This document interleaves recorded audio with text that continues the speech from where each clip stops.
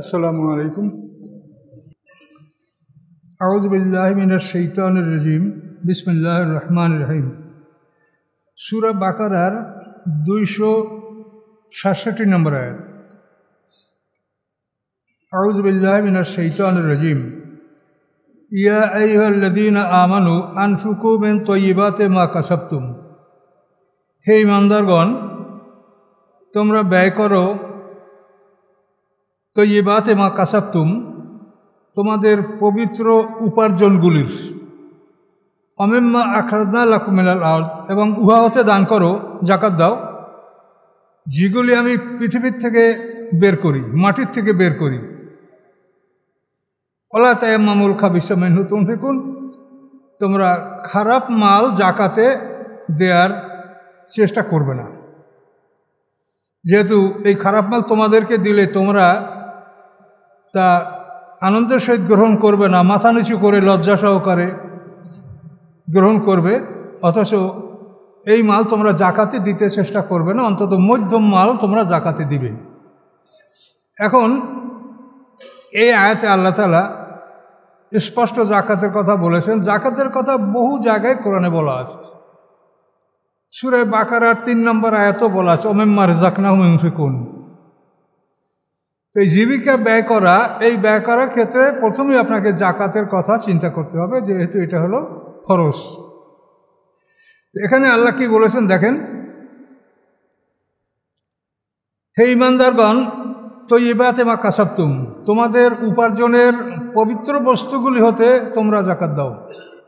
আল্লাহ রাব্বুল আলামিন বলেন, তোমাদের উপার্জনের পবিত্র বস্তুগুলি, তাইয়্যিবাতি মা কাসাবতুম। তো উপার্জনের মধ্যে যদি অপবিত্র বস্তু থাকে তাহলে সেটা জাকাত দেয়া লাগবে না, সেটা জাকাত আল্লাহ ধার্য করেননি। অন্য মাসের তুলনায় রমজান মাসে 70 গুণ সওয়াব দেওয়ার কথা আল্লাহ রাসূল বলেছেন। আল্লাহ বেশিও দিতে পারেন। এই মাসে কদরের রাত্র আছে, যে একটা রাত্র 1000 মাসের চেয়ে উত্তম, যেটা আল্লাহ তাআলা স্বয়ং নিজে কোরআনে বলেছেন। কাজেই রমজান মাসে যে আমাদের জন্য একটা অতিরিক্ত সওয়াব আমরা পাবো, এটা নিশ্চিত। এই জন্য যারা জাকাত দিবেন তারা অধিকাংশ সময় দেখা যায় যে তারা রমজান মাসেই জাকাত পরিশোধ করে থাকেন। এখন কিছু মূলনীতি যেটা আপনি জানলে নিজেই আপনার জাকাত সম্পর্কে আপনি বুঝতে পারবেন। এখানে এই মূলনীতিটা হলো, তাইয়্যিবাতি মা কাসাবতুম, তোমাদের উপার্জনের মধ্য থেকে পবিত্র বস্তুগুলির জাকাত দাও। তাহলে উপার্জনে যদি অপবিত্র বস্তু থাকে, মনে করেন নেশা জাতীয় দ্রব্য, মনে হয় যে পৃথিবীর সমস্ত ব্যবসা চাইতে এই ব্যবসায় বেশি সম্পদ ইনভেস্ট করে মানুষ, বহু টাকা, এই যে শরাব, নেশা জাতীয় জিনিস, বহু দামিও এগুলি আছে। তারপর বিড়ি, সিগারেট, এমনি ইয়াবা, অন্যান্য যেগুলি আছে, এগুলো পৃথিবীতে বহু সম্পদ ইনভেস্ট করা হয়।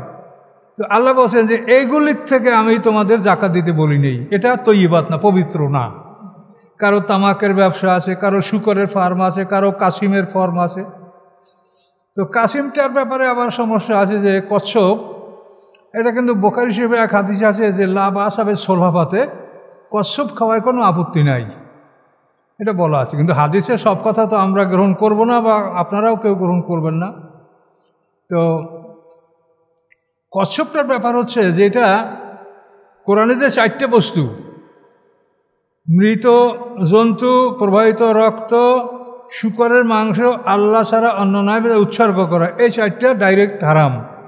এরপরে কোরআনে আর একটা আয়াত বলা হয়েছে, হুররিমাত আলাইকুমুল খাবায়েসা, খবিস বস্তুগুলি তোমাদের উপরে হারাম করা হয়েছে। এখন খবিস বস্তু কি, এগুলি জানার জন্য আল্লাহ রসুলের হাদিস, ইমামদের মতামত, এগুলির মাধ্যমে আমরা জেনে নিচ্ছি যে এই জিনিসগুলো খবিস, এগুলো খাওয়া যাবে না। তো কচ্ছপটার ব্যাপারে আমরা কি মতভেদ আমরা করবো, এটাকে ইমামরা মাকরুহ তাহরিম বলছেন। তো পানির যে প্রাণী, এটা সম্পর্কে আল্লাহ কোরআনেই বলেছেন যে পানি পবিত্র। উহিল্লা লাকুম সৈদুল বাহারি ওয়া তা'আমুহু, কোরআনে আল্লাহ বলছেন সৈদুল বাহার, সমুদ্রের শিকার, সমুদ্র থেকে তোমরা শিকার করো, জাল দিয়া, বড়শি দিয়া, বল্লম দিয়া, যেভাবেই তোমরা শিকার করো এই সৈদুল বাহার, এটা তোমাদের হালাল। ও তোয়ামহু, এবং তার খাদ্য। এই তোয়ামহু বলতে বুঝেছে মরা মাছ। সমুদ্রের যে প্রাণীগুলি তোমরা শিকার করো সৈদুল বাহারে, ও তোয়ামহু, এই তোয়াম হচ্ছে ওই সমুদ্রের মৃত মাছ।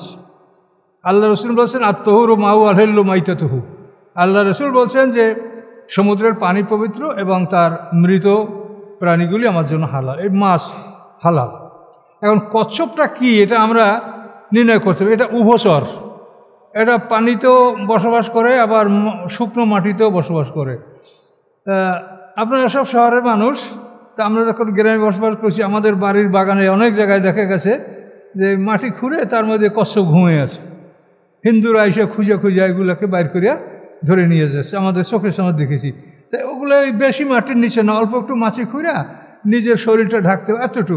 তাহলে এভাবে তারা 6 মাস শুকনো জায়গায় বসবাস করতে পারে। তাহলে এই কচ্ছপটাকে তো আমরা পানির প্রাণী যে ডাইরেক্ট বলতে পারছি না। তারপরে মাছের যেটা ব্যাখ্যা দেওয়া হয়েছে বিভিন্ন আসমানি কেতাবে, তাতে বলা হয়েছে ওই প্রাণীটাকে মাছ বলা হয় যে প্রাণী চক্ষু বন্ধ করতে পারে না। আপনি দেখেন যত মাছ ময়রা তাকাই আছে সব, তো যে প্রাণী, পানির যে প্রাণী চক্ষু বন্ধ করতে পারে না সেগুলি মাছ। এখন কাশিমে কিন্তু চক্ষু বন্ধ করতে পারে। আর কাঁকড়া এবং চিংড়ি এই দুটো ও চক্ষুকে কাত করে রাখে কিন্তু একেবারে বন্ধ করতে পারে না। কাঁকড়া এবং চিংড়ি দুটো একই মানের জিনিস। তো এই জন্য যাই হোক, এসব ব্যাপারে আপনাদেরকে সোজা পরামর্শ হলো এই যে আমরা এই জীবনে যেটুক সময় বাঁচব তাতে আমাদের এই সন্দেহ জিনিস খাইতে হবে কেন? যেটাই মোটেও সন্দেহ নেই আপনি সেইটা খাইয়া জীবনটারে বিদায় করেন। যেটা সন্দেহ আছে ওটার মধ্যে ঢুকতে হবে কেন? ওটা বাদ দেন। আল্লাহ রসুল বলেছেন আল হালালও বাইয়নুন আল হারামও বাইয়নুন। হালাল যেটা সেটাও স্পষ্ট, সবাই বলে হালাল। ইলিশ মাছ খাওয়া যায় কিনা তা তো কেউ জিজ্ঞাসা করে না। হালালটাও স্পষ্ট, হারামটাও স্পষ্ট। বাইনামা মোস্তাবাহাতুন, এই দুইটার মাঝে আছে সন্দেহজনিত জিনিস, যেগুলোর উপরে মানুষের সন্দেহ করে। একজনে জায়েজ বলে, একজনে নাজায়েজ বলে। এগুলো হলো মোস্তাবাহাত, যার উপরে সন্দেহ আছে। তো আল্লাহ রাসূল বলছেন যে এই সন্দেহের মধ্যে আমরা ঢুকবে না। অমান ওয়াকাফিল মোস্তাবাহাত ফাকাদ ওয়াকাফিল হারাম, যে সন্দেহজনক বস্তুর মধ্যে যে ঢুকবে সে হারামের মধ্যে ঢুকবে। কাজেই সন্দেহ যেগুলোর মধ্যে আছে, মতভেদ যেগুলোর মধ্যে আছে, সেগুলোর মধ্যে আপনারা না ঢোকেন, এটি উত্তম। লা ইলাহা ইল্লাল্লাহ এই জিকির করবেন, এটা তো পৃথিবীতে কোনো আলেম বলে না এটা জায়েজ না জায়েজ। যখনই বলবেন ইল্লাল্লাহ তখনই মশলা, হুজুর এটা কি জায়েজ? এই যেটা নিয়ে প্রশ্ন উঠে সেটাকে আপনি বাদ দিতে পারেন, তা আপনি নিরাপদ থাকবেন। কেউ জায়েজ বলবে, কেউ না জায়েজ বলবে। জায়েজ বলার জন্য তার দলিল আছে, যে না জায়েজ বলে তার পক্ষ দলিল আছে। তো এজন্য আমরা এখানে যে আয়াতে আমরা যেটা পাচ্ছি সেটা হলো বৈধ বস্তুতে আপনার জাকাত হবে, মূল নীতি আপনি জানবেন। আপনার যদি তামাকের ব্যবসা থাকে, আপনার যদি সুগারের ফার্ম থাকে, কাশিবের ফার্ম থাকে, যদি মদ বা ইনটক্সিকেশন এই নেশার বস্তু উৎপাদন করার যদি আপনার কারখানা থাকে বা এখানে আপনার কোনো ব্যবসা বাণিজ্য থাকে, আল্লাহ এগুলির থেকে আমি জাকাত তোমাদেরকে দিতে বলছি না। তো এই বাতে মা কাসাবতুম, তোমরা যেটা উপার্জন করো সেই বস্তুটা পবিত্র হতে হবে, এটা জাকাতের ব্যাপারে। কিন্তু খাবার ব্যাপারে কিন্তু আল্লাহ তাআলা একটা শর্ত বাড়িয়ে দিয়েছেন। খাবার ব্যাপারে আল্লাহ বলছেন কুলু মিম্মা রাযাকাকুমুল্লাহু হালালান তাইয়্যিবা। খাবার ব্যাপারে বলছে তোমরা খাবে বৈধ এবং পবিত্র। আর জাকাত দেওয়ার ব্যাপারে বলছে যে পবিত্র বস্তুর জাকাত দাও। সেটা হালাল কি হারাম সেটা আল্লাহ বলেন নেই। এখন পবিত্র বস্তু হারাম হতে পারে কীরকম? একজনে অন্যায়ভাবে 10 কোটি টাকা সে যে কোনোভাবে অন্যায়ভাবে সে আত্মসাৎ করছে, এখন এই টাকাটা সে মালিক, এটা তার জন্য হালাল না, কিন্তু টাকাটা তো একটা বৈধ পবিত্র জিনিস। কিন্তু এই জন্য সে যদি অন্যায়ভাবে উপার্জন করে থাকে এটা জাকাত তাকে দিতে হবে। এটা মূলনীতি বোঝেন। এখানে কোরআন পাকে বলছেন আনফিকু মিন তাইয়্যিবাতি মা কাসাবতুম, তো এই মালটা পবিত্র হইলেই তার জাকাত হবে। কিন্তু উপার্জনের ক্ষেত্রে তুমি হালাল না হারাম সেটা জাকাতের ক্ষেত্রে বলে নাই, কিন্তু খাবার ক্ষেত্রে বলেছে। খেতে গেলে তোমাকে 2 জিনিস লক্ষ্য রাখতে হবে, যেটা খাও সে জিনিসটা পবিত্র হবে। মনে করো একটা ছাগল, একটা কাতলা মাছ, এর পবিত্র, এবং সাথে সাথে এই ছাগলটা তুমি কিনেছো বা পুষেছো, বা এই মাছটাকে তুমি কিনেছো তোমার পুকুরের, তাহলে হালাল আন, তো এবার দুটোই পাওয়া গেল। এখন এই মাছ, কাতাল মাছও হালাল পবিত্র, ছাগলও হালাল। কিন্তু যদি অবৈধভাবে কেউ সংগ্রহ করে, ছাগলটা কেনে নাই, সে চুরি করছে, মাছটা চুরি করছে, তাহলে পবিত্রটা আছেই কিন্তু হালাল নাই, হালাল এখানে অনুপস্থিত। এই জন্য আল্লাহ তাআলা কোরআনে যেটা বলছে এইটা ভালো করে আমাদের বুঝে নেওয়া উচিত। খেতে বলেছেন বৈধ এবং পবিত্র, এবং জাকাত দিতে বলেছেন যে মালটা পবিত্র, কিন্তু উপার্জন কিভাবে করেছেন সেটা আল্লাহ উল্লেখ করেন নেই। কাজে এই জন্য অন্যায়ভাবেও যদি কেউ টাকা পয়সা উপার্জন করে তার মালিক হয়, সেটা তাকে জাকাত দিতে হবে, এটা হলো বিধান। তো এই মূলনীতি আপনি মনে রাখবেন যে বৈধ এবং পবিত্র সম্পদে আপনাকে আল্লাহ তাআলা জাকাত দিতে বলেছেন। 1। 2 নম্বর, পৃথিবী যা উৎপন্ন করে, তো আমাদের জন্য পৃথিবীর সবই, খনিজ সম্পদও পৃথিবী আমাদের জন্য উৎপন্ন করে, আমাদের খাদ্য খাদক ফসল আদি যত কিছু সবই পৃথিবী উৎপন্ন করে। এই দুইটা জাকাতের বিষয় আল্লাহ তাআলা সূরা বাকারা এখানে পরিষ্কার করে বলেছেন। তো এগুলির উপরে আপনাদের অনেক আলোচনা করা হয়েছে, আবারও শোনেন, এটা ফরজ বিষয়। তো জাকাতের এই জমির উৎপাদন একটা সাইড, আর একটা হলো যে সোনা রূপা ব্যবসার মাল, এটা হলো আর একটা সাইড। তাহলে সোনা রূপা টাকা, টাকা বলতে যেটা স্বর্ণরূপ্য হওয়ার যোগ্য রাখে, স্বর্ণ রূপা দ্বারা পরিবর্তন করার যেখানে সুযোগ আছে, সেইটা হলো টাকা। 1 লক্ষ টাকা, এটা হলো 100টা কাগজ। এই 100টা কাগজে কি আপনার জাকাত হবে? কাগজের কি জাকাত আছে? তাহলে এই 100টা টাকা, এটার অর্থ হলো যে এটা সোনা রূপা দ্বারা বদলি করা যাবে। এটা আপনি ব্যাংকে মালিকের কাছে এটা দিলেই ওখানে লেখাই আছে, হ্যাঁ, বাহক চাহিবা মাত্র বাহককে আমি 1000 টাকা দিতে বাধ্য থাকবো, লেখা আছে না? তাহলে এটা একটা স্লিপ। তো সামানিয়াত কথাটা বলা হয়েছে, এটার অর্থ হলো সোনা রূপা দ্বারা যে মুদ্রাটা পরিবর্তন করা যায়, এরকম মুদ্রার উপরে জাকাত হবে। এখানে টাকা, রুপি, পাউন্ড, এভাবে যত মুদ্রা আছে, এই যে মুদ্রাগুলি সোনা রূপা দ্বারা বদলানো যায় বা সোনা রূপার স্থলাভিষিক্ত হতে পারে, এই ধরনের সকলের মুদ্রার উপরে জাকাত হবে। তো আরেকটা মূলনীতি হলো, এমন কোনো বস্তুর উপরে জাকাত হবে না যেটা শুধু ক্ষয়িষ্ণু, ক্ষয়ই হতে থাকে, বাড়ে না। মনে করেন আপনি 10টা গাড়ি আছে, আপনার নিজের বসত বাড়ি ছাড়া আরও 5টা বাড়ি আছে। এখন এটা হয়তো কোটি কোটি টাকার সম্পদ, কিন্তু এই কোটি কোটি টাকা হিসাব করে আপনার জাকাত হবে না। এটার উপরে যেটা আয় হয়, সে আয়ের টাকা যদি আপনার উদ্বৃত্ত থাকে, সেটা জাকাত হবে। কিন্তু বাড়িটা আপনার 1 কোটি টাকা বা গাড়িটা আপনার 50 লক্ষ টাকা, এটার উপরে জাকাত হবে না। এটা বলা হচ্ছে নমু। নমু মানে বর্ধন ক্ষমতা। এমন মালের উপরে জাকাত হবে না যেই মালটা বর্ধন ক্ষমতা রাখে না। সোনার উপায় এটা বর্ধন ক্ষমতা রাখে, বছরে বিভিন্ন সময় এর দাম ওঠানামা করে। আপনি যদি এটার ব্যবসা করেন, কেনেন বেচেন, তাহলে আপনার মূলধন, মূল স্বর্ণটা নষ্ট হবে না, আপনি কিছু না কিছু লাভের ঘরে আপনি থাকবেন। আর এই জিনিসগুলি, আপনার একটা ঘর, এটা তো প্রতি বছরের দাম কমবে, আপনার একটা গাড়ি প্রতি বছরের দাম কমবে। তো এটা বলেছে নমু, অর্থাৎ যে জিনিসের মধ্যে বর্ধন শক্তি নাই, সেটার উপরে জাকাত হবে না। তা এটা থেকে আমরা রেহাই পেলাম। আর জাকাত হওয়ার জন্য শর্ত হলো হাওলানে হাওল, আপনার কাছে যে টাকাটা উদ্বৃত্ত বা অলস আপনার কাছে আছে, এটার উপরে 1টা বছর পার হয়ে যাওয়ার পরে তার উপরে জাকাত ফরজ হবে। 1টা বছর যদি পার না হয়, আপনার টাকা হাতে আসে রমজানের 1 মাস আগে, এটার উপরে এখনই আপনার জাকাত ফরজ হয়নি, 1 বছর পার হলে জাকাত ফরজ হবে। আর একটা বিষয় হলো, মৌলিক বিষয় বুঝতে হবে যে তেজারাতের নিয়াত, ব্যবসার নিয়াতে কোনো বেচা কিনা করলে সেখানে জাকাত হবে। তাই না? আপনি এই শহরে জমি কিনছেন, যেখানে পান সেখানে প্লট কিনছেন, প্লট কিনে আপনি 10-20টা প্লট কিনছেন, আবার আপনি যখন দর বেশি হচ্ছে তখন আপনি এগুলো বিক্রি করছেন। তাহলে এই বেচা কিনাটার তেজারাতে ব্যবসার নিয়াত আপনার আছে। এটা একটা মূল নীতি যে ব্যবসার নিয়াতে কোনো বেচা কিনা করলে সেটার উপরে জাকাত হবে। কি বুঝতে পারছেন কিনা?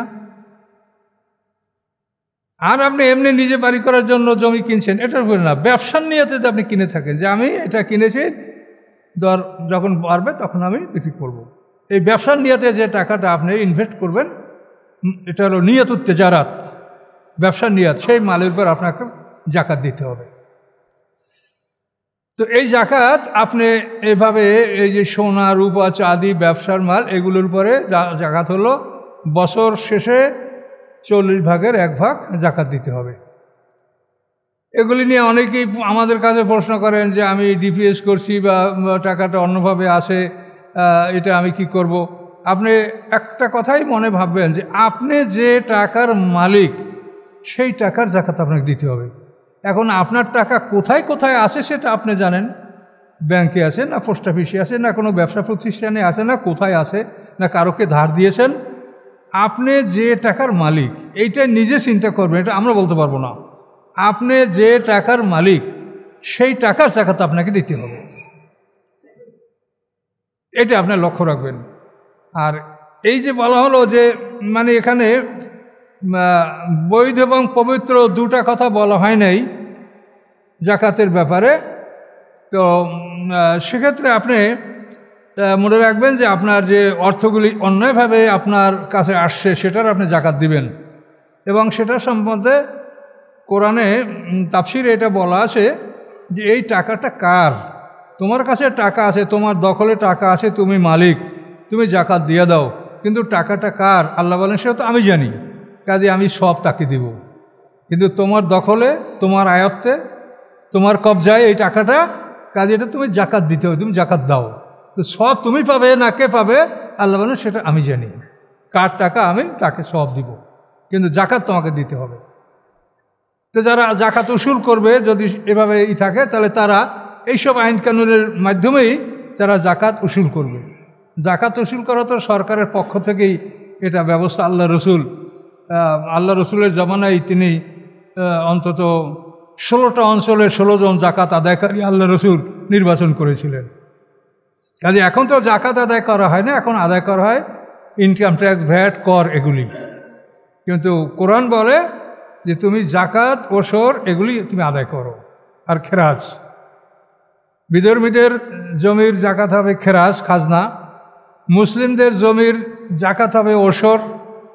আর বিধর্মীরা যদি ইসলামী রাষ্ট্রে বসবাস করে তারা জিজিয়া দিবে। জিজিয়া হলো ওমর ফারুক রাদিয়াল্লাহু তাআলা আনহুর জামানা যেটা ছিল, প্রত্যেক অমুসলিম সে বছরে 4টা স্বর্ণ মুদ্রা তার উপরে কর সে দিবে। ইসলামী রাষ্ট্রে থাকবে, ইসলামী রাষ্ট্র তার জানমালের হেফাজত করবে, 4 দিনার বাৎসরিক তার কর।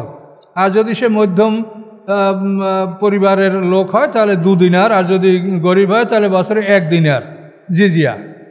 এগুলি হলো ইসলামের বিধান। তো যাই হোক, যেগুলি আমরা করতে পারবো সেগুলি করব, যেগুলি পারবো না সেগুলি আল্লাহর কাছে আমরা ক্ষমা চাবো যে আল্লাহ এটা আমাদের সাধ্যের বাইরে, যেটা সাধ্যের মধ্যে আছে সেটা আমাদের সবাইকে করতে হবে। তো এখন এভাবে আমরা আমাদের সম্পদের জাকাত দিব। তো আশা করি আপনারা এগুলা মানে স্পষ্টভাবে বুঝতে পারছেন যে আপনাকে জাকাত দিতে হবে। রূপার নেশাব আছে, এই জাকাতের নেশাব হলো, রূপার হলো খামসাতে আওয়াকেন, 5 আউকিয়া। 40 দিরহামে 1 আউকিয়া, তার 5 আউকিয়া রৌপ্য থাকলে তার উপরে জাকাত ফরজ হবে। তাহলে 5 40 200, এই জন্য আমরা সাধারণত 200 দিরহাম বলে থাকি। আর স্বর্ণ হলো 20 মেসকাল। স্বর্ণ হলো 20 মেসকাল। মেসকালের মাপটা হলো 5টা জবের দানা, গম না জব, 5টা জবের দানায় 1 কিরাত। এর 20 কিরাতে 1 মেসকাল, 20 মেসকালে জাকাত ফরজ। এই 20 মেসকালে সাধারণভাবে হিসাব করা হয় যেটা 7.5 তোলা বা 7.5 ভরি। শুধু স্বর্ণ থাকলে 7.5 ভরি না হলে জাকাত হবে না। আর যদি সোনার উপর থাকে মিক্স, তাহলে এই দুটার দাম ধরে রূপার মেশাবে তার জাকাত আদায় করতে হবে। এটা মানুষের হাজাত, অর্থাৎ যেটা দফে হাজাত আল ফকির, অভাবগ্রস্তদের অভাব দূর করার জন্য এই জাকাত সিস্টেম করা হয়েছে। এই জন্য এটা আইন করা হয়েছে যে যদি স্বর্ণরূপ উভয় থাকে এবং স্বর্ণ কম আছে, 7.5 ভরি নাই, কিন্তু রূপা আছে বা নগদ টাকা আছে, তখন উভয়টার দাম ধরে রূপার হিসাব ধরে নেশাব ধরে এটার উপরে জাকাত খরচ হবে। 40%-1 জাকাত দিতে হবে। এবং জাকাত আদায় করার যে খাত সেটা তো আপনাদেরকে অধিকবার বলা হয়েছে। আবারও শুনে নেন যে সূরায়ে তওবার 60 নম্বর আয়াতে 8টা খাত বলা হয়েছে, এই খাতেই আপনারা জাকাতগুলি পরিশোধ করবেন। এখন সব খাত পাওয়া যাবে না, যে কয়টা খাত পান ওই খাতের মধ্যে আপনি আদায় করেন। যদি একটা খাতেও আদায় করেন তাও আপনার জাকাত আদায় হবে। তো লোকাল নিড বা স্থানীয় যেটা দাবি বা যেটা প্রয়োজন সেই হিসাবে দেখে শুনে আপনি এইভাবে জাকাত ব্যয় করবেন। তো এই জাকাতের মধ্যে আমাদের যে গাফলাতিটা আছে সেটা হলো সবচাইতে বড় গাফলাতি, যে আমরা জমিনের উৎপাদন, যেটা এই জমিনের উৎপাদনের জাকাতের ব্যাপারে আমাদের মধ্যে গাফলতি বা আমাদের মধ্যে সচেতনতা নাই, এবং আমরাও এটা আপনাদেরকে বুঝাতে পারি নাই। সেখানে আমরাও আল্লাহর কাছে দায়ী যে আমরা এটা আপনাদেরকে বারবার বললে আপনারাও এটা বুঝতেন যে জমির উৎপাদনের মধ্যে প্রথম নাম্বারই আসে সে গ্যাস, তেল। তো এটা তো আল্লাহ রাসূল স্পষ্ট বলেছেন, আফিল মাদেনে আর রেকাজে আল খুমুস, গুপ্তধন এবং খনিজ সম্পদে 5 ভাগের 1 ভাগ জাকাত দেওয়া খরচ। আর এই জাকাতগুলির নিয়ম হলো যে আপনি যখনই তুলবেন তখনই 5 ভাগের 1 ভাগ জাকাত পানে জমা দিবেন। আর এই আগে যেগুলো বলা হলো এগুলো কিন্তু বছর পার হতে হবে।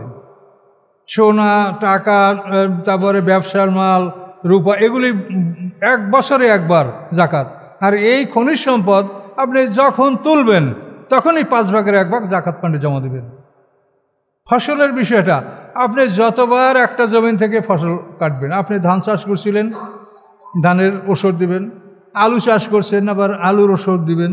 এরপর যদি আপনি আরও কিছু করতে পারেন, 3টা ফসল যদি আপনি উৎপাদন করতে পারেন, প্রত্যেকটা ফসল যখনই আপনি কাটবেন তখনই ওই ফসলের 10 ভাগের 1 ভাগ জাকাত দিবেন।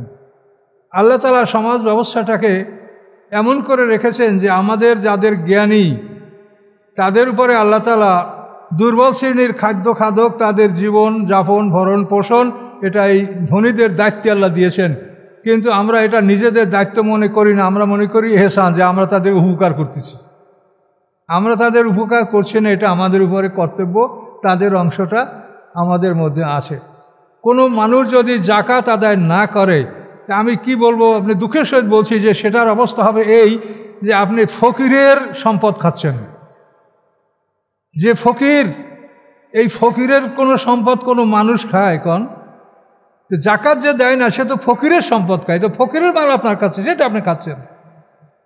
কাজে এই জন্য জাকাতের ব্যাপারে সতর্ক হতে হবে।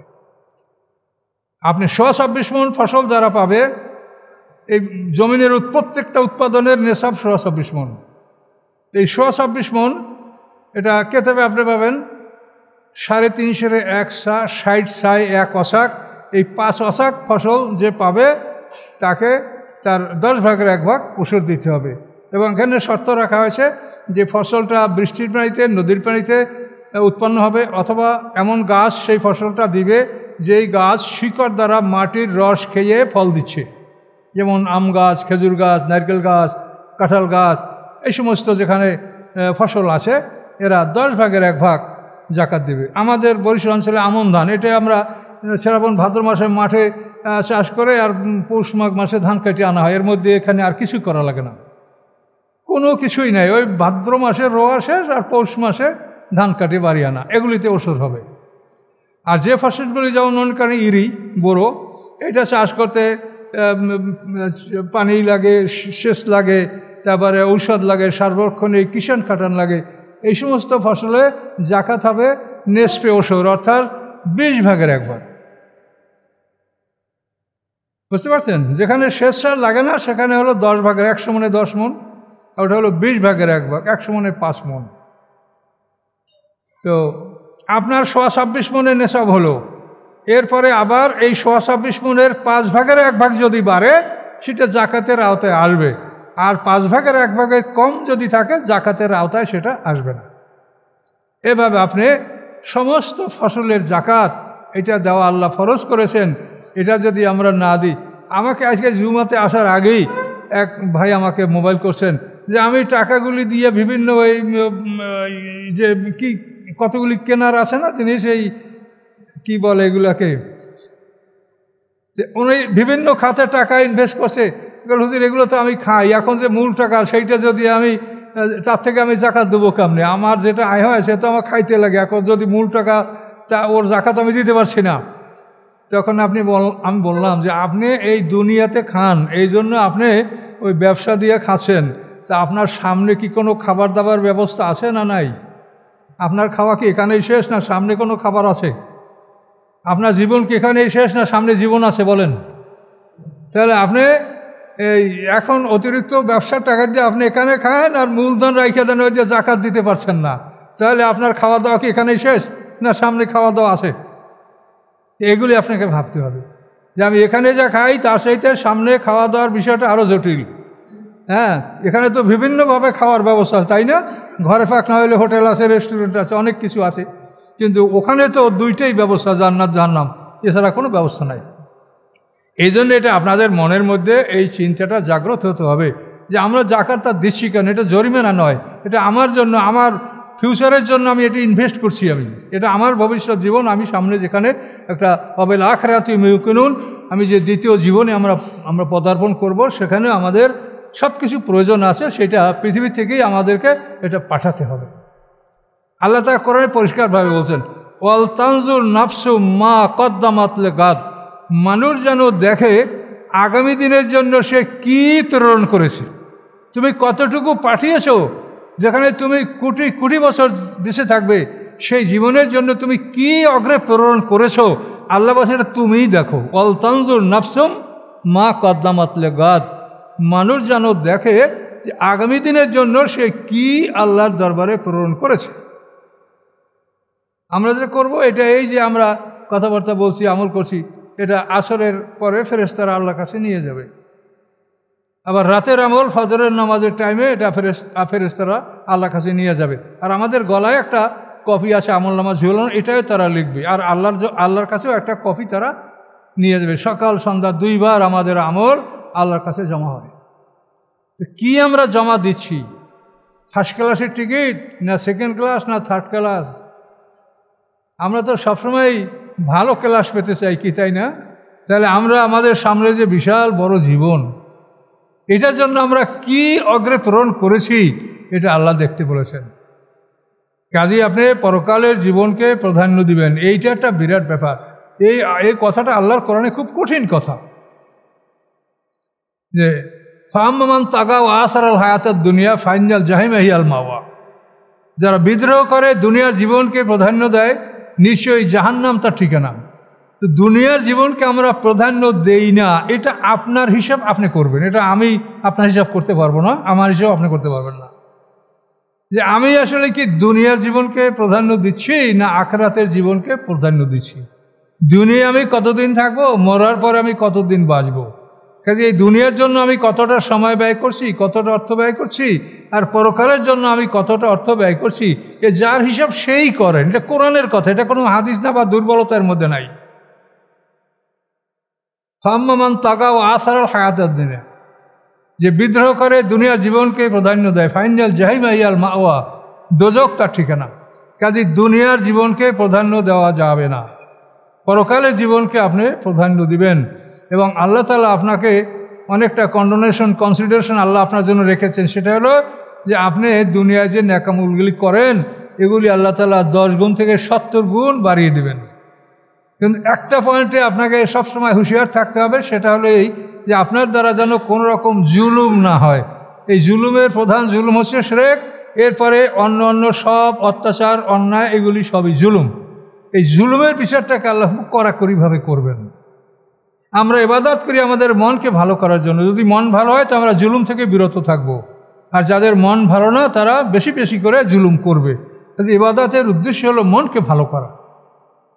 আল্লাহ রাসূল তো আমাদের মতো মানুষ ছিলেন, কিন্তু তিনি এত ভালো মনের মানুষ ছিলেন, যার জন্য তিনি সারা পৃথিবীতে শ্রেষ্ঠ মানব। আমরাও মানুষ, কিন্তু আমাদের সেই মনকে তো আমরা ভালো করতে পারছি না। এই মনকে ভালো করার জন্যই কিন্তু ইবাদত অনুশীলন। ইবাদত করলে আপনার মন ভালো হবে, জিকির করলে আপনার নামাজ ভালো হবে, নামাজ ভালো হলে আপনার কাজ ভালো হবে, আর ভালো কাজের বিনিময়ে আল্লাহ তাআলা আমাদেরকে জান্নাতের ওয়াদা করেছেন। তো এই জন্য এই জাকাতের বিষয়টা আপনারা কষ্ট মনে করবেন না, এটা মনে করবেন যে এটা আমার উপরে একটা আমানত, আমার কাছে আল্লাহর পক্ষ থেকে এগুলো গরিব মানুষের আমানত, কাজে এই আমানতের খেয়ানত যদি করি, আর গরিবের হক যদি আমি সঠিকভাবে পৌঁছে না দেই তাহলে আমি অত্যন্ত অপরাধী। এবং এই জাকাত সম্পর্কে কোরআন পাকে যে স্পষ্ট বলা আছে, জান্নাতীরা তাদের পরিচিত বন্ধু যারা জাহান্নামী হয়েছে তাদেরকে জিজ্ঞাসা করবে, মা সালাকাকুম ফি সাকার, কোন কাজ তোমাদেরকে সাকারে প্রবেশ করিয়েছে? জাহান্নাম, হুতামা, লাজা, সাকার, সাইর, জাহিম, হাবিয়া, এ হলো 7টা দোজক। তো জাহান্নাম, হুতামা, লাজা, সাকার, সাকার হলো 4 নম্বর দোজক। তো ওই মোমেন সাথীরা বলবে, মা সালাকাকুম ফি সাকার, কি কাজ তোমাদেরকে সাকারে প্রবেশ করিয়েছে? কি কাজ করে তোমরা, কি অপরাধের জন্য এখানে ঢুকেছো? ক্বালু লাম নাকু মিনাল মুসাল্লিন ওয়া লাম নাকু নুতইমুল মিসকিন। প্রথম জবাব হলো যে আমরা মুসল্লিদের অন্তর্ভুক্ত ছিলাম না, আমরা সালাত আদায় করি নাই। আর 2 নম্বর হলো আলাম নাকু নুতইমুল মিসকিন, আমরা মিসকিনদেরকে খাদ্য দান করি নাই। তো মিসকিনদেরকে খাদ্য দান করতে হলে জাকাত প্রতিষ্ঠা করতে হবে। কোনো মানুষ ব্যক্তিগতভাবে মিসকিনকে খাওয়াতে পারবে না। আপনি যদি মিসকিনকে খাওয়ান তাহলে সব মিসকিন আপনার বাড়িতেই জমা হবে। আপনি শেষে দেখবেন যে আপনি নিজেই এখন জান নিয়ে আপনি বাঁচতে পারবেন না, এমন অবস্থাটা হবে।